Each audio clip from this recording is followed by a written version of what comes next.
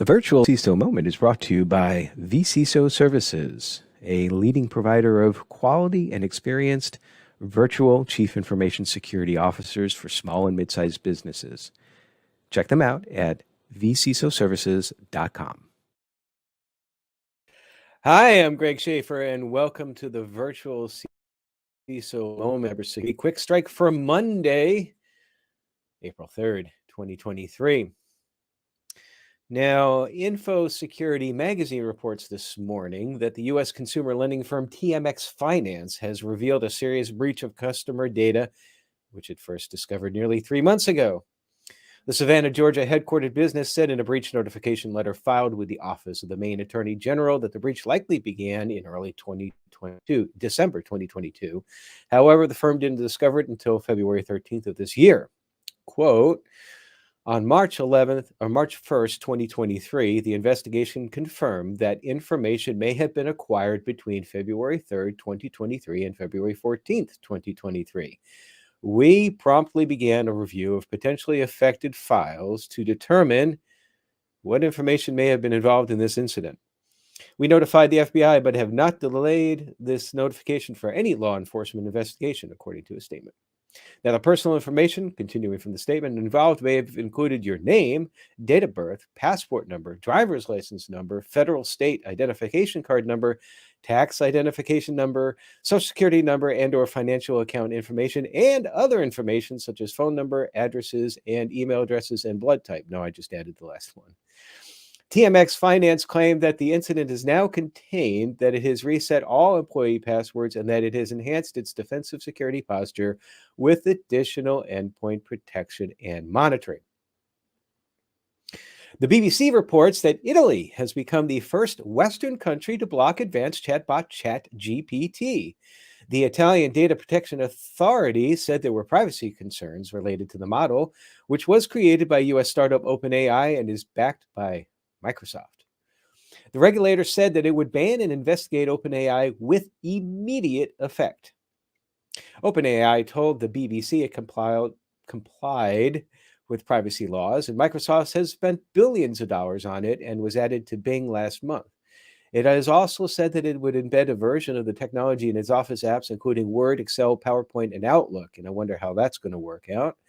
There have been some concerns over the potential risks of artificial intelligence, AI, including the threat to jobs and spreading, I don't know how it's that much of a threat, and the spreading of misinformation and bias. And there's been some talk about that as well. Now, the Italian watchdog said that it not only would block OpenAI's chatbot, but also would investigate whether it complied. I have a problem with that word complied this morning, with the General Data Protection Regulation, otherwise known as the GDPR. From Innovation Origins, the FDA introduced a new cybersecurity policy for medical devices on the 29th of March as part of the Federal Food, Drug, and Cosmetic Act. Medical devices such as cyber devices must now comply with specific cybersecurity requirements, including post-market monitoring, addressing vulnerabilities, and providing updates and patches. The refuse to accept policy empowers the FDA to reject submissions that fail to meet these standards. Now, this policy comes in response to the rising number of cyber attacks targeting medical devices and aims to ensure patient safety, device performance, and cybersecurity from the initial stages of development. It does not apply retroactively to currently deployed insecure devices and legacy technologies. Don't minimize the importance of those. You can put in compensating controls to make sure that they're secure if need be. Anyway, I digress. Medical devices are increasingly connected to the internet, hospital networks, and other devices to improve healthcare and enable healthcare providers to treat patients more effectively. However, these features also increase potential cybersecurity risks. Medical devices, like other computer systems, can be vulnerable to security breaches, which could impact the safety and effectiveness of the device. Now, the medical industry has been increasingly targeted by cyber attacks, with a significant spike in 2022. The FBI warned in September of 2022 of vulnerabilities in medical devices, with over 50% of connected devices having critical vulnerabilities. Say that again. with over 50, not 15, 50% of connected devices having critical vulnerabilities. The new regulations aim to address these vulnerabilities and protect patient safety and privacy. This isn't good. Over 15 million publicly facing services are susceptible to at least one of the 896 vulnerabilities listed in CISA's KEV, known exploitable vulnerabilities catalog. This comes to us from Bleeping Computer. This massive number is reported by Cybersecurity Resilient, which conducted large-scale research to identify vulnerable systems exposed to cyber attacks from threat actors, whether state-sponsored or ransomware gangs. Resilience findings are particularly worrying because they examined vulnerabilities are known and highlighted in CISA's KEV catalog, KEV, as actively exploited by hackers. So any delays in their patching maintain a large attack surface, giving threat actors numerous potential targets. Now, Resilient used the Shodan web scanning service to find endpoints that are still vulnerable to CVEs added to CISA's KEV. Using these custom search queries, the researchers found 15 million incidents to 200 CVEs from the catalog. Over half of those were vulnerable to one of the 137 CVEs concerning Microsoft Windows, making this a component a top priority for defenders and an excellent target for attackers. More bad news from hardware. WordPress plugin exposes 11 million sites as hackers exploit an alarming security flaw. The popular WordPress add-on Elementor, used by millions of websites worldwide, is a Squarespace-like website builder to go over the top of WordPress, allowing drag and drop customization of a site without having to know programming or design. In versions before 3.11.7, with the premium edition of the tool, website owners who also used WooCommerce were vulnerable to full site takeover. Threat actors are now exploiting this vulnerability to tweak settings and redirect traffic to malicious sites, among other problems. A blog post from Ninja Technologies Network, which explains that an Elementor site with WooCommerce loads Elementor Pro modules WooCommerce module.php. I don't know why I like WooCommerce that much, but I do. This component registers an AJAX action called Pro WooCommerce Update Page Option, which would allow an administrator or shop manager to update WooCommerce options within the database containing configurations and options. This vulnerability has since been patched on March 22nd, just 4 days after it was discovered and reported to the authors. From Krebs on Security, authorities in Germany this past week seized internet servers that powered Fly Hosting, a dark web offering that catered to cyber criminals operating DDoS for hire services. Now, Fly Hosting first advertised on cybercrime forums in November of 2022, saying it was a Germany-based hosting firm that was open for business to anyone looking for a reliable place to host malware, botnet controllers, or DDoS for hire infrastructure. The German Federal Criminal Police Office says they served 8 search warrants on March 30th and identified 5 individuals aged 16 to 24, suspected of operating a, quote, internet service, end quote, since mid-2021. The German authorities did not name the suspects or the internet service in question. Police seized mobile phones, laptops, tablets, storage media, and handwritten notes from the unnamed defendants and confiscated servers operated by the suspects in Germany, Finland, and the Netherlands. From SC Media, a cross-site scripting vulnerability that affected Azure Service Fabric Explorer, SFX, could let unauthenticated remote attackers execute code on a container hosted on an Azure Service Fabric node. Orca security researchers demonstrated how they escalated the XSS vulnerability, cross-site scripting, in SFX, an open-source tool for managing Service Fabric clusters, to an unauthenticated remote code execution by abusing the metrics tab and enabling a specific option in the console, the cluster type toggle. The researchers said that the XSS vulnerability, which they named Super Fabry XSS, poses more risk than the Fabric XSS vulnerability they reported on last October. Because a remote unauthenticated attacker can execute code hosted on one of the Service Fabric nodes, attackers could potentially gain control of critical systems and cause significant damage using this vulnerability. Now, Microsoft then released a fix and included it in this month's Patch Tuesday on March 14th. Orca researchers said if automatic updates are applied, security teams do not need to take any further action. From Info Security magazine, cyber criminals are impersonating the confectioner Cadbury online to steal personal data. Of course, Cadbury makes all those wonderful chocolate things. Users of social media platform Facebook and messaging platform WhatsApp have encountered a scam that lures victims with the promise that they will receive a free Easter basket packed with chocolate treats. Cadbury has confirmed that its offer is, quote, not genuine, and has stated that it is taking action to resolve the issue. A tweet posted to the Cadbury UK Twitter account on March 31st stated, quote, we have been made aware of circulating posts on social media claiming to offer consumers a free Easter chocolate basket. We can confirm this has not been generated by us, and we urge consumers not to interact. Your security is our priority, and we're currently working to resolve this. I suddenly have a hankering for a chocolate Easter egg. Now, finally, we're going to do something a little bit different with our list today.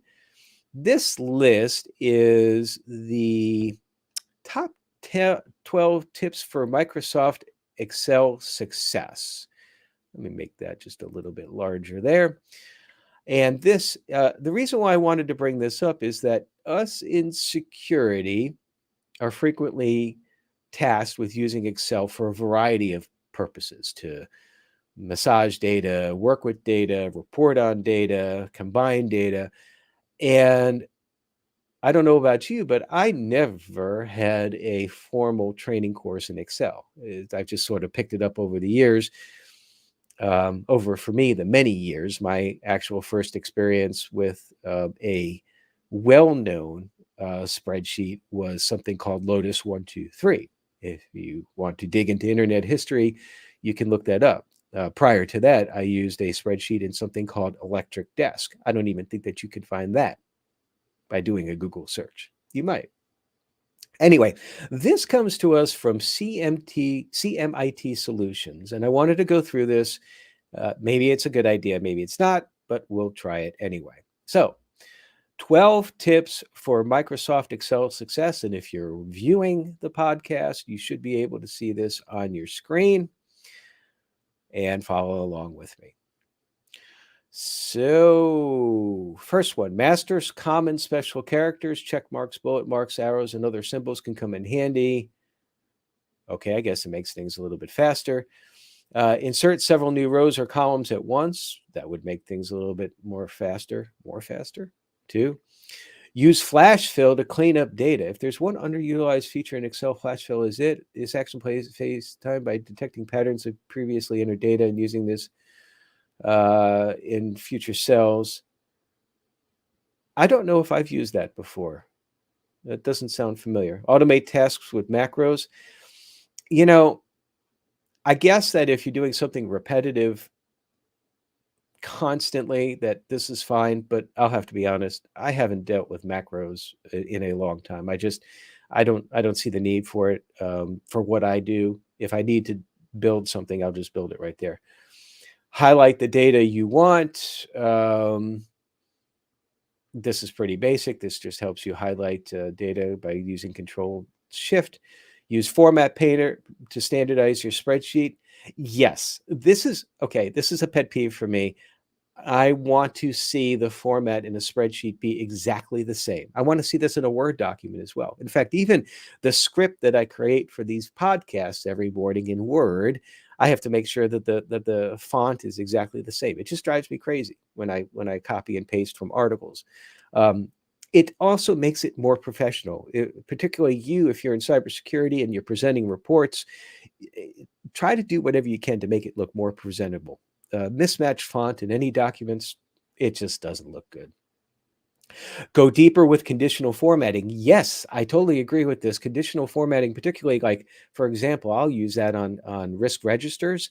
If a value is in this certain numerical range, even though it's a qualitative risk assessment, then color it green. And if it's in another range, color it yellow, and another range red. It just makes it easier. You don't have to go through each one and make the color manually and then change it whenever it changes. Conditional formatting, I would say, is probably the most beneficial thus far here, outside of the formatting one, which is more for presentation. Hide or unhide the data you need? Yes, definitely. If when you're presenting spreadsheets, if you don't need to present all the stuff, if you need to tell a story, tell the story with just the columns that you need. And then if you need to expand upon the story, unhide those columns. And it's pretty easy to see when a column is hidden. This is my issue here. Try pivot tables. This advanced function often inspires dread in Excel novices. I have to admit, I am not proficient at pivot tables. I need to get better at it. There's one person on staff who's very good at it and has used that to help in several situations where we're tracking vulnerabilities and compliance and gap analysis. And I even trying to view what they've done and learn by example, it's a little difficult for me. So my takeaway from this is that I better take a look at pivot tables. Get your data import right. Absolutely. Garbage in is garbage out. Don't copy and paste complex data sets. Use the options and they get external data. Yeah, and you know, when you do this, there's a lot of formatting with that as well too, where you can use delimiters to your advantage, so that you can be sure of how you're formatting. Review spreadsheet formulas before adding more data. Absolutely. You want to verify that they're working properly, because otherwise you're going to end up with more garbage than less garbage. And consolidate your Excel data for easy collaboration.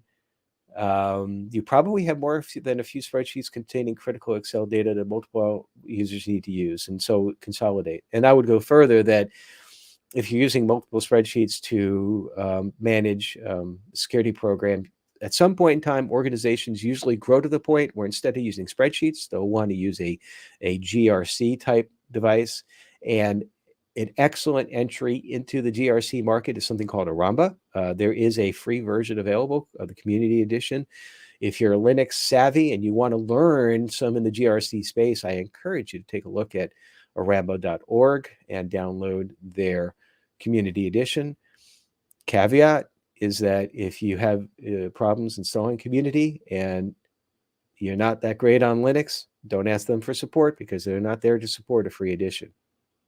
There are community forums that you can ask questions, but basically don't ask a Linux question. If you don't know what you're doing in Linux, you probably don't want to try that. And then one other thing I wanted to mention, and I mentioned this on LinkedIn, and if you're in cybersecurity and you've recently become unemployed, you've been laid off, and you're looking for the next position, or you know somebody who is, and they're not finding any traction thus far, and think that a boost might help, I'm willing to offer to give a shout out to one person on each of the Monday and the Friday episodes. What I ask for is that you be unemployed, not that you might be just wanting to promote yourself. It has to be you're really looking for a position and you need this assistance. You have to email me at greg@gregschaefer.info requesting such, and you have to give permission to share your LinkedIn profile. Those are the items that I would need in order to make this happen. I don't know if this is going to be something that folks are going to want to take advantage of or not, but it is something that I realize that with this platform, I could very well be able to assist with. And whenever I can assist with something, I would certainly like to. And that's it for today. We will be back tomorrow with our normally scheduled interview, and then back on Friday with a quick start with the with the wrap up. So until then, hope you have a wonderful week and stay secure.